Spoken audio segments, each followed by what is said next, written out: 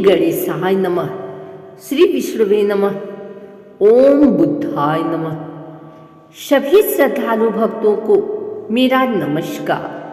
आज हम सुनने जा रहे हैं बुद्ध देवता की पावन कथा, जो मानव जीवन में ज्ञान, बुद्धि, विवेक और समृद्धि का मार्ग दिखाती है। बुद्ध ग्रह भगवान विष्णु के अंश माने गए हैं। इनकी कृपा से व्यक्ति में तेज, वाणी में मधुरता, व्यापार में उन्नति और जीवन में सफलता प्राप्त होती है। तो आइए श्रद्धा और विश्वास के साथ सुनते हैं बुद्ध देवता की दिव्य कथा, जो हमें सिखाती है कि सच्ची बुद्धि वही है जो धर्म और सत्य के साथ जुड़ी हो। प्राचीन काल में देवताओं और असुरों के बीच अनेक बार युद्ध हुआ।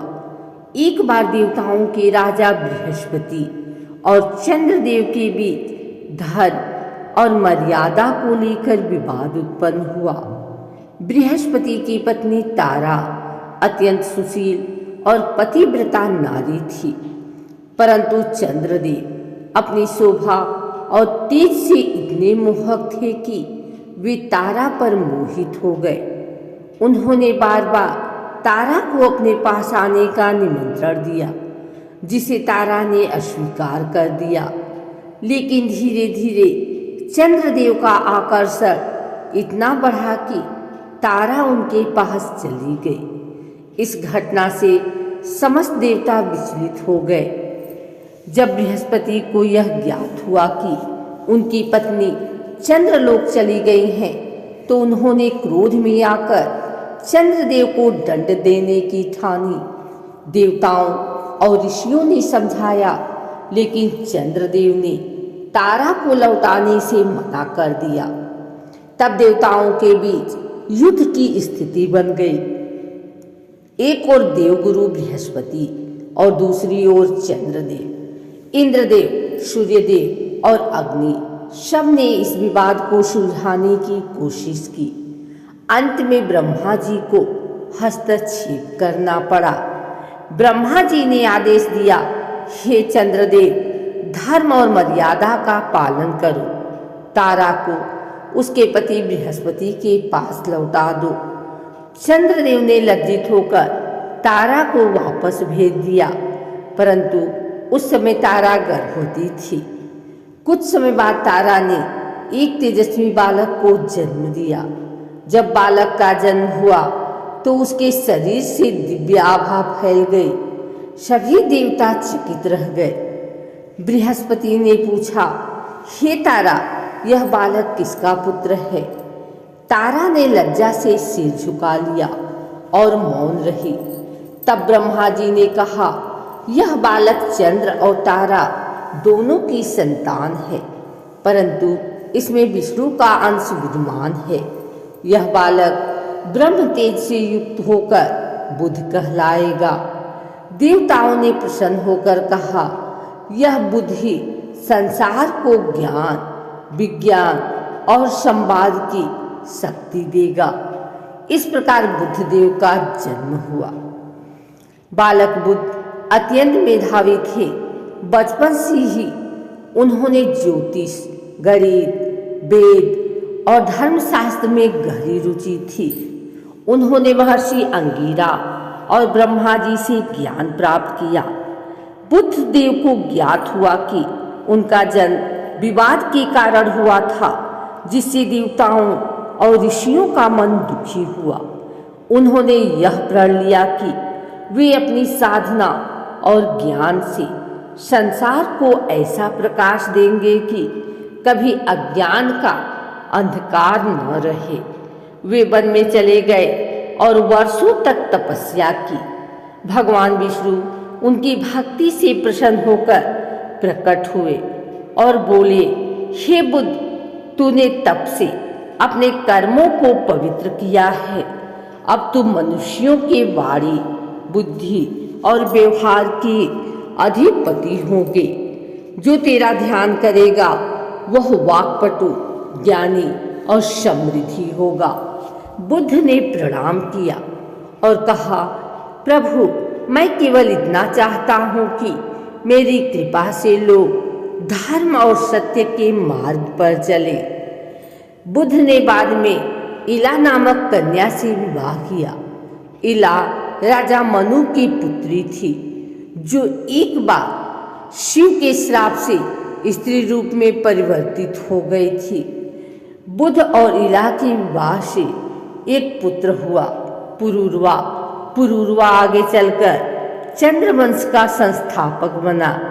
इस प्रकार बुद्धदेव चंद्रवंश के मूल पुरुष कहे गए। बुद्ध और इला की कथा में यह संदेश छिपा है कि प्रेम और करुणा से सभी असंभव परिस्थितियों को बदला जा सकता है।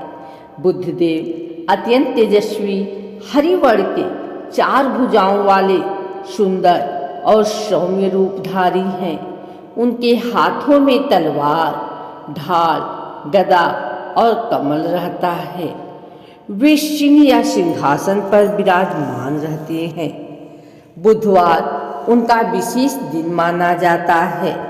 इस दिन हरी वस्त्र पहनकर हरी मूंग, तुलसी पत्र और कच्चे चावल से पूजा करने पर बुद्धदेव अत्यंत प्रसन्न होते हैं।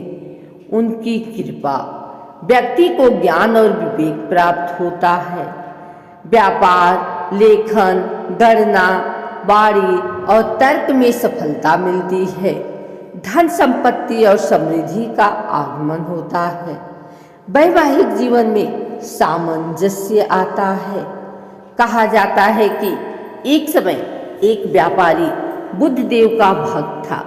एक बार उसने बुधवार के दिन बड़ा व्यापारिक सौदा किया और उसी दिन यात्रा पर निकल गया। रास्ते में उसे एक वृद्ध ब्राह्मण मिला, जिसने कहा, बेटा, बुधवार को यात्रा नहीं करनी चाहिए। यह बुद्धदेव का एक विश्राम का दिन है। व्यापारी ने कहा, मैं तो नियमित पूजा करता हूँ, मेरे लिए कुछ बाधा नहीं होगी। परंतु आगे जाकर उसका रथ टूट गया, धन लूट गया और वह स्वयं घायल हो गया। उसने पछताते हुए बुद्धदेव से क्षमा मांगी। रात में स्वप्न में बुद्धदेव प्रकट हुए और बोले, बुधवार के दिन यात्रा नहीं करनी चाहिए। जो श्रद्धा से व्रत करता है वह अपार लाभ प्राप्त करता है, पर जो घमंड करता है वह कष्ट भोगता है। व्यापारी ने दूसरे दिन प्रायश्चित किया और व्रत रखा। तब से उसका जीवन समृद्ध हो गया। बुद्धदेव हमें सिखाते हैं कि ज्ञान तब तक अधूरा है जब तक उसमें विनम्रता नहीं है। वाणी जब तक सुंदर नहीं तब तक उसमें सत्य और करुणा न हो। सफलता तभी स्थायी होती है जब वह धर्म और विवेक के साथ हो। जो व्यक्ति बुद्धदेव की उपासना करता है, उसकी वाणी में मधुरता, मन में स्थिरता और जीवन में समृद्धि आती है। जो कोई श्रद्धा और विश्वास के साथ बुद्धदेव की यह कथा सुनता या सुनाता है, उसके बुद्ध ग्रह शांत होते हैं, व्यापार में उन्नति होती है, बुद्धि तेज होती है और जीवन में कोई कार्य असफल नहीं होता। बुद्धदेव की कृपा से घर में सुख शांति और लक्ष्मी का वास होता है। इस प्रकार यह बुद्ध देवता की पवित्र कथा पूर्ण होती है। जो श्रद्धा से इसका पाठ करता है वह बुद्ध ग्रह की पीड़ा से मुक्त होकर ज्ञान, धन और सौभाग्य प्राप्त करता है। ओम बुद्धाय नमः। जय श्री विष्णु, जय बुद्ध देवता की।